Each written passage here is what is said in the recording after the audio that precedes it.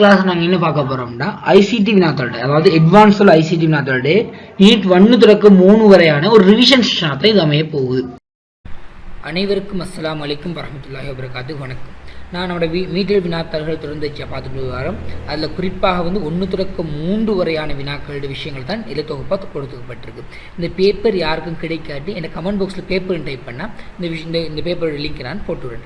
அதில் குறிப்பாக நாங்கள் போன வீடியோக்களில் முதலாவது கொஷனையும் 2வது கொஷனையும் ஃபுல்லாக பூர்ணமாக பார்த்து முடிச்சிடணும். இன்றைக்கி ஒரு சில கொஷின்ஸ் நாங்கள் பார்க்கக்கூடியதாக இருக்கும். 3வது கொஷனை பார்த்தீங்களா இருந்தால் பின்னோடி தகவலுக்கு உதாரணமாக அமைவது என்று கேட்குறாங்க. உதாரணம் நமக்கு நல்லா விளங்கிக் கொள்ளணும். தகவல்னா என்ன, தரவுண்டா என்னங்கிற சார்ந்த விஷயத்தான் முதலாக ஐசிடி பாடத்தை எடுக்கிற பிள்ளைகள் படிச்சிருப்பீங்க. முதலாவது வீட்டில் படிச்சிருப்பீங்க. தரவுண்டா என்ன, செயல்முறைப்படுத்தல்டா என்ன, தகவல்டா என்ன, ஒரு தகவல் எப்படி இருக்கணும், தரவு இயல்பு என்ன, தகவல் இயல்பு என்ன, தரவுக்கும் தகவலுக்கும் என்ன டிஃப்ரெண்ட், இது சார்ந்த விஷயங்கள் நீங்கள் பார்த்துருப்பீங்க. இல்லை குறிப்பாக நாங்கள் தகவல் ஒரு கொஷின் வரும்போது அது சார்ந்த டீட்டெயிலான ஐடியாக்கள் தரும்போது தான் உங்களுக்கு அந்த விஷயம் கிளியர் ஆகும், பூர்ணத்துவமான ஐடியா ஒன்று கிடைக்கும். இல்லை நாங்கள் பார்க்கும்போது தகவலுக்கு உதாரணமாக இது என்ன, முதலாவது தகவல்னா சில இயல்புகள் இருக்கணும். அதாவது ஃபஸ்ட்டுக்கு சொல்லுவாங்க, ஒரு தரவை செயல்முறைப்படுத்தப்பட்டதுக்கு பின்னால் கிடைப்பது தகவல். அது ஒரு விஷயம். ஒரு தகவலை சொல்லும்போது பூரணத்துவமாக இருக்கும், ஒரு விடயத்துக்கு உதவக்கூடியதாக இருக்கும், ஒரு தகவலும் தெளிவானதாக இருக்கும். இப்படி எக்கச்சக்கமான இயல்புகள் இருக்குது. ஒரு தகவல்னால் இப்படித்தான் இருக்கணும் அப்படின்றதுக்கு. ஏன்னா தகவலும் தரவுமாக இருக்கும்போது தான் ரெண்டுக்கும் டிஃப்ரெண்ட் இல்லையே. அப்போ தரவுலேருந்து ஏதோ டிஃப்ரெண்ட் வாய்ந்த விஷயமாக தான் இந்த தகவல் இருக்கணும். சரியா? அப்போ ஒவ்வொரு ஆப்ஷனாக பார்த்து போட்டு சில முடிவுகளுக்கு நாங்கள் வரும். ஒன்றாவது விஷயத்தை பாருங்கள், அமல் என்ற மானது உயரம். ரைட், அமல் என்ற மானது உயரம் இருக்குது. 2வது விஷயம், கமல் என்ற மாணவின் தமிழ் பாட புள்ளி. Okay, right. கணித பாடத்தில் பி என்ற மாணவன் பெற்ற சராசரி புள்ளி. 4வது இன்றைய வெப்பநிலை. 5வது அக்பர் பாடசாலை வரும். ரைட். இப்போ இப்படியான சில விஷயங்கள் வரும்போது நாங்கள் கொஞ்சம் ப்ராக்டிக்கலாக திங்க் பண்ணணும். இப்போ உங்களுக்கு தெரியும், தகவலுங்க சொல்ல எப்படி ஒரு தரவை உள்ளீடு செய்து செயல்முறைப்படுத்தப்பட்டு அதுக்கு பின்னால் கிடைக்கக்கூடிய வெளியீடு தான் என்ன தகவலாக இருக்குது. அப்போ இங்கே டேட்டாவை நாங்கள் யோசிக்கணும், என்ன நடந்தது டேட்டா வந்திருக்குது. அமல் என்ற மாணவன் உயரம் நேரடியாக கொண்டு போய்த்துட்டு அமல் என்ற மாணவன் உயரத்தை அளந்தா அவன் உயரம் வரப்போகுது. இங்கே ஏதாச்சும் செயல்முறைப்படுத்தல் நடந்திக்கிறாங்க 5 ஆன்சரை ஒப்பிடும்போது இல்லைங்கிறத ஒரு முடிவுக்கு வரலாம். கமல் என்ற மாணவின் தமிழ் பாட புள்ளி. இதையும் நாங்கள் எடுத்து பாட நேரடியாக என்ன செய்யுது, இப்போது ஒரு 10 பேர் தமிழ் பாட புள்ளியில் ஒவ்வொரு அதிகம்னு சொல்கிறது ஒரு செயற்பாடு நடந்து இருக்குது. ஆனால் கமல் என்ற மாணவின் தமிழ் பாட புள்ளிங்க சொல்லி எந்த முடிவு எடுக்கலும்னு வச்சு ஒரு முடிவு எடுக்கலாம். பொதுவாக தகவலை பொறுத்த வரைக்கும் ஒரு முடிவு எடுக்கிறதுக்கு இலகுவாக வேணும், ஒரு முடிவாக இருக்கணும். அதான் நாங்கள் தகவல் சொல்லுவோம். 3வது விஷயத்தை பாருங்கள், கணித பாடத்தில் பி என்ற மாணவன் பெற்ற சராசரி புள்ளி, எவரேஜ் மார்க்ஸ். எவரேஜ் மார்க்ஸுங்கிறது வெறுமனே ஒரு ஆளை மட்டும் வச்சு நம்மளை கண்டுபிடிக்கலுமா? அது முடியாது. அப்போ கணித பாடத்தில் எல்லாரும் பெற்ற புள்ளியும் எடுத்து அந்த பி என்ற மாணவனை ஒப்பிட்டு எல்லாரையும் சராசரி புள்ளியை எடுத்து பார்த்தா அந்த பி என்ற மாணவனோட சராசரி புள்ளி வருது. ஆகவே எல்லா கணித பாடத்தை புள்ளியும் எடுத்து அதை பிரித்து கூட்டல் செய்து பிரித்து ஏதோ ஒரு செயற்பாடு நடந்துக்கிறா இல்லையா, அதைத்தான் நாங்கள் முறை வெளிப்படுத்தல் செயல்முறைப்படுத்தல் சொல்லுவோம். அதுக்கு பின்னுக்கு கிடைச்சே தான் சராசரி புள்ளியாக இருக்கும். அது இப்போ இன்றைய வெப்பநிலை. அப்போ இன்றைய வெப்பநிலை இங்கே சொல்ல ஒரு தரவாத்தை நாங்கள் பார்ப்போம். இப்படி இன்றைய வெப்பநிலையானது முன்னைய வெப்பநிலையில் பார்க்க அதிகமாகும், இல்லாட்டி 30 செல்சியஸ் பாகம், இப்படி ஏதோ ஒரு முடிவாக இருக்கணும். அப்போ அக்பர பாடசாலை வரவு. இதை நாங்கள் எப்படி சொல்லலாம், அக்பர பாடசாலை வரவு மிகவும் மோசமாக உள்ளது. அது ஒரு முழுமைத்துவம். அக்பர பாடசாலை வரவுண்டா அது என்ன சொல்லுவோம், எந்த ஒரு முடிவும் பூரணத்துவமாக இல்லாதங்கிறதால அதையும் நாங்கள் எடுக்கிறோம். ஆக இதுக்கு ஆன்சர் 3வதாக காணப்படும். அதாவது கணித பாடத்தில் பி என்ற மாணவன் பெற்ற சராசரி புள்ளி. அப்போ ஒரு எவரேஜ் மார்க்ஸ் கண்டுபிடிக்கப்படுகிறது. எப்படி ஒரு எவரேஜுங்கிறது மொத்தத்தையும் கூட்டி எத்தனை நம்பர்ஸை கூட்டணும் அதை பிரிக்கிறது தான் எவரேஜ். அப்போ இன்னும் ஒரு செயல்முறைப்படுத்துறது, இன்னும் ஒரு முறை வழியாக்கம் நடக்குது.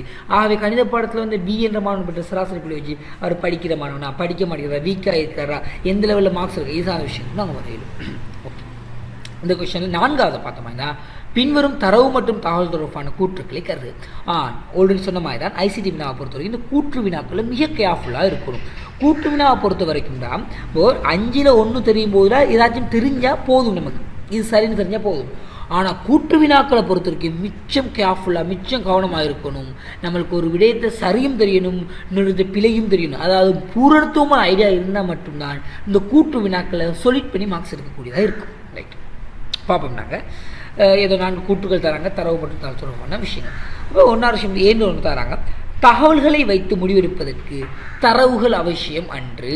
அப்போது தகவலை வச்சு முடிவெடுப்பதற்கு தரவு அவசியம் இல்லைன்னு சொல்கிறாங்க. கொஞ்சம் யோசிச்சு பார்த்தா நமக்கு தெரியும், ஒரு தகவல் வாரதே தரவை வச்சு தான். ஒரு தரவு இல்லையே தகவலும் இருக்காது.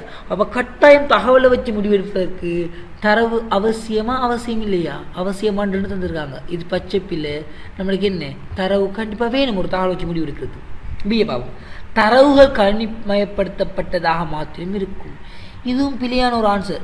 டேட்டா எப்போவுமே என்ன சொல்ல வர இல்லை, கம்ப்யூட்டரைஸ் டேட்டா, அதாவது கம்ப்யூட்டரில் மட்டுமா இருக்கும். பாருங்கள், உங்களுடைய என்ன சொல்ல ஸ்கூலில் வரவு ஆப் என்ன, நீங்கள் பாடசாலைக்கு வந்துக்கிறீங்களா இல்லையா, இல்லாட்டி அதேமாதிரி லைப்ரரியில் போய்ட்டு புத்தகம் இரவல் எடுக்கிற செயற்பாட்டு குறையுது. சில இடங்களில் கம்ப்யூட்டரைஸ்டாக இருக்குது, சில இடங்களில் மெனுவில் ஒரு ரெக்கார்ட் புக்கில் சைன் பண்ணுவாங்க. அதே மாதிரி பாடசாலை ஆசிரியர்கள் வந்தால் சிக்னேச்சர் பண்ணுற புக் இதெல்லாமே என்ன தரவு எல்லாமே கம்ப்யூட்டர் வைஸாக இருக்குது. இல்லை ஆக பி கூட்டுறாங்க பிள்ளையாக இருக்கலாமே, கணிமயப்படுத்தப்பட்டதாகவும் இருக்கலாம், கைமுறை வழியும் இருக்கலாம். சி கூற்று பார்ப்போம். ஒரு தகவல் துல்லியமானதாக இருக்க தரவு மாத்திரம் முறையாக இருந்தால் போதுமானது. ஒரு தரவு ஒரு தகவல் துல்லியமாக மிகச்சரியாக அக்யூரஸியாக இருக்கிறதுக்கு தரவு மாத்திரம் முறையாக இருந்தால் போதும்னு சொல்கிறாங்க. உண்மையிலேயே நல்லா யோசிச்சு பாருங்க. இப்போ நான் உங்கள்கிட்ட ஒரு கேள்வி கேட்குறேன், 5ஐயும் 3ஐயும் கூட்டுங்க, அது உங்களுக்கு தரவு. அப்போ நான் கூட்ட சொல்கிறேன்னா நீங்கள் பெருக்கிட்டு 5 3 கூட 8 ஆன்சர் வரணும், நீங்கள் 15 சொல்கிறீங்க. அப்போ அந்த இடத்துல என்ன பிரச்சனை இருக்குது? ஒரு முறை வழியாக்க செயற்பாடு பிரச்சனையாக இருக்குது. நல்லா பாருங்கள், 5ஐயும் 3ஐயும் நான் கூட்டி கேட்குறேன், நீங்கள் என்ன செஞ்சீங்க பெருக்கி போட்டு 15 சொல்கிறீங்க. அப்போங்க எந்த இடத்துல பிரச்சனை? ஒரு முறை வழியாக்க இடத்துல பிரச்சனை. எப்போதுமே தரவு சரியாக இருந்து முறை வழியாக்கல் பிழையாக இருக்குமா இருந்தால் என்ன நடக்கும்? ஒரு பிழையான தகவல் வரும். அதே மாதிரி தரவு பிழையாக இருந்து சரியான முறை வழியாக்கல் நடந்தாலும் ஒரு தகவல் பிழையாக வரும். நல்லா வழியும் கொள்ளுங்கோ, ஒரு தகவலோட துல்லியத்தன்மையானது தரவு மற்றும் செயல்முறைப்படுத்தல் துல்லியத்தை தங்கியிருக்கு. ரெண்டும் சரியாக இருக்கணும். ரெண்டும் சரியாகத்தான் மிகவும் அக்யூரேட்டான மிகவும் சரியான உண்மையான தகவல் நாங்கள் எடுக்க இயலும். அந்த டியை பார்ப்போம். தரவுகளை மனித வளங்களை பயன்படுத்தி சேமிப்பதால் செலவு மீதமாகும். தரவுகளை மனித வளங்களை பயன்படுத்தி செலவு மீதமாகும் சொல்கிறாங்க. நல்லா யோசிச்சு பார்ப்போம். டேட்டாஸை நிறைய மனித வளங்களை பயன்படுத்தி சேவ் பண்ணணும். நீங்கள் இல்லை உங்களோட மைண்டில் சேவ் பண்ணிக்கொள்ளுங்க, நீங்கள் கொப்பியில் சேவ் பண்ணிக்கொள்ளுங்க, நீங்கள் கையில் எழுதிக்கொள்ளுங்க. இப்படி செய்யும்போது செலவு மீதமாகும் சொல்கிறது உண்மையிலேயே எந்த காலத்தை பொறுத்த வரைக்கும் ரொம்ப பிழையான ஒரு விஷயம். ஏண்டா மனித வளங்களை பயன்படுத்தினா நிறைய சிக்கல் ஏற்படும். அதே அதிகமான செலவு போகும். யோசிச்சு பாருங்கள், ஒரு மனிதனால ஒரு குறிப்பிட்ட லிமிடேஷன்ஸ் இருக்குது. உங்களோட தான் ஞாபகம் வச்சுக்கொள்ளு. அதுக்கு ஒரு 3 நாளைக்கு முன்னாடி நாங்கள் என்ன சாப்பிட்டோம் நமக்கு சொல்ல தெரியாது, மறந்துடும். ஸோ இந்த அளவுக்கு இருக்கிற மெமரி பவரில் ஒரு டேட்டாஸ் ஒரு மனிதனை பற்றி, அதாவது ஏ என்ற மாணவன் எப்போ வரான், என்ன ஆக்டிவிட்டிஸ் ஃபுல்லாக ஒப்சர்வ் பண்ணி சொல்லுட்டா நம்ம சில விஷயங்கள் மிஸ் பண்ணுவோம். பிகாஸ் நாங்கள் மனிதர்கள் சரியா. ஸோ இதே நாங்கள் இன்றைக்கி நிறைய cloud storage, online storage, servers நிறைய வந்துச்சு. ஸோ அந்த மாதிரி ஆன்லைனில் போகும்போதுடா வெறும் லோ காஸ்ட்டில் அதிகமான டேட்டாவை சேமித்து வைக்கலாம். ஆகவே இதுவும் பிள்ளை. ஆகவே இந்த கூற்றை பொறுத்த வரைக்கும் 4வது வினாவை பொறுத்த வரைக்கும் ABCD 4மே பிள்ளை. ஆகவே பார்ப்போம், ஏ மாத்திரம், பி மாத்திரம், ABCD எல்லாம், CD மாத்திரம், 5வது எதுவும் இல்லை. ஸோ ஆகவே இந்த ஆன்சர் ஆப்ஷன் சரியாக வரும். ஓகேயா. நான் ஒவ்வொரு நாளும் நான் பெரிய பெரிய பகுதியாக போடாமல் குட்டி குட்டியாக தான், அதாவது 1 இல்லாட்டி 2 கொஸ்டின் தான் செஞ்சு போடுறேன். காரணம் என்னென்னா, ஒரு பெரிய அளவிலான விளக்கங்கள் நான் கொடுக்கும்போது, அதாவது நிறைய கொஸ்டின்ஸுக்கு நான் விளக்கம் கொடுக்கும்போது உங்களுக்கு பூர்ணமாக ஒரு இன்ட்ரக்ஷன், அதாவது டிஸ்டர்பன்ஸ் இல்லாமல் வீடியோஸை பார்க்குறது கொஞ்சம் கஷ்டமாக இருக்கும். ஸோ அதை குட்டி குட்டியாக போடும்போது நீங்கள் அழகாக நோட் எடுத்து படித்து டவுட் எதுவும் இந்த கட்டாயம் இந்த டிஸ்கிரிப்ஷன்லையும் போடுங்க. டிஸ்கிரிப்ஷன் நம்பர் இருக்குது, வாட்ஸ்அப்பில் போடுங்க.